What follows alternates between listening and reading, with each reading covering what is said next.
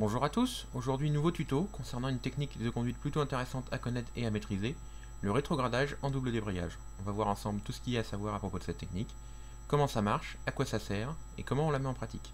Pour comprendre comment fonctionne le double débrayage, voyons d'abord comment fonctionne schématiquement une voiture. On a d'un côté le bloc moteur qui transmet un mouvement de rotation via le vilebrequin. Ce mouvement est transmis à l'embrayage, que l'on s'y considérera pour des raisons de simplification comme un simple interrupteur de la chaîne de transmission. Soit il transmet le mouvement, c'est ce qu'on appelle la position embrayée, soit il sépare le moteur du reste de la transmission, c'est ce qu'on appelle la position débrayée.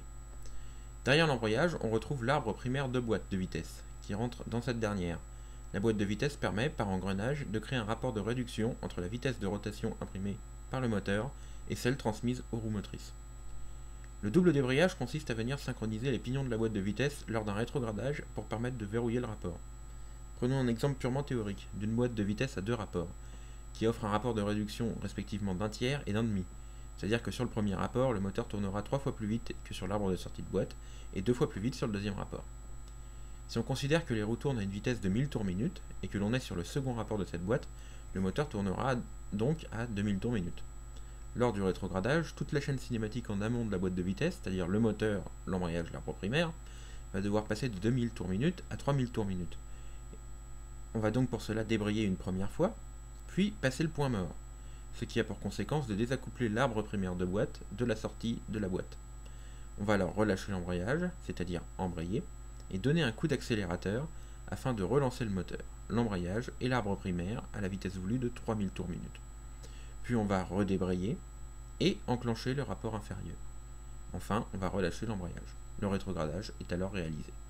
Alors, à quoi sert le double débrayage dans l'exercice de la conduite ?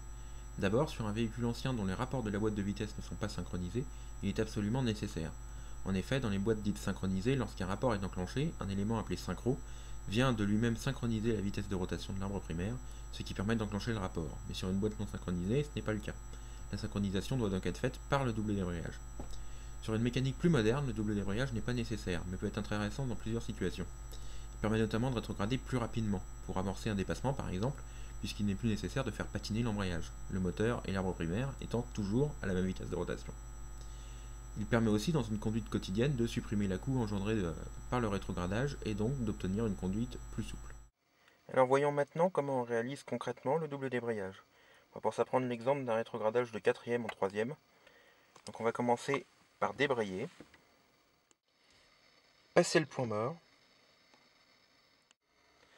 relâcher l'embrayage, effectuer la relance moteur avec l'accélérateur, puis redébrayer, passer la 3e et relâcher l'embrayage. Évidemment, en situation de conduite, le double débrayage s'effectue non pas décomposé comme je viens de le montrer, mais de façon plus rapide. Donc pour donner une indication en vitesse réelle, ça donne... Voilà. Ça demande de l'entraînement. Comment savoir qu'on a bien réussi son double débrayage ? Il y a deux éléments qui ne trompent pas.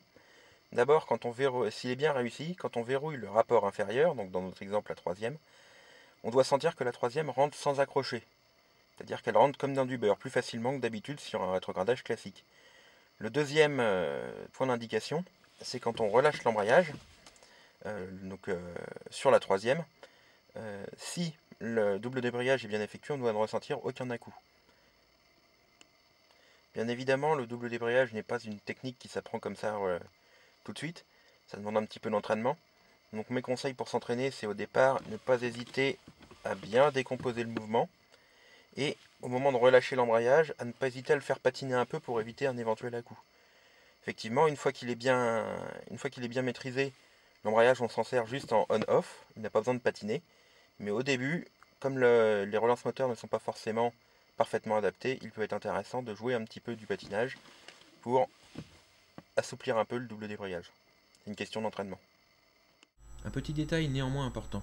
Les rapports de réduction sont linéaires, c'est-à-dire que la vitesse de sortie est strictement proportionnelle à la vitesse d'entrée de la boîte de vitesse.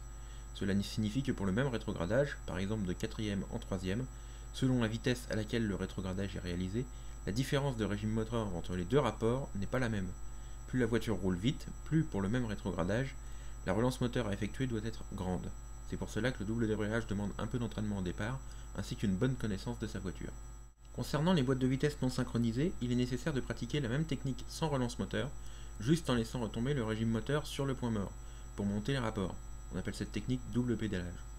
Voilà, je pense avoir fait le tour de ce qu'il y avait à dire sur la technique du double débrayage. Si vous avez des questions ou des remarques sur ce tuto, n'hésitez pas à m'en faire part dans les commentaires, j'y répondrai avec grand plaisir comme d'habitude. Sinon, je vous dis à bientôt pour une nouvelle vidéo.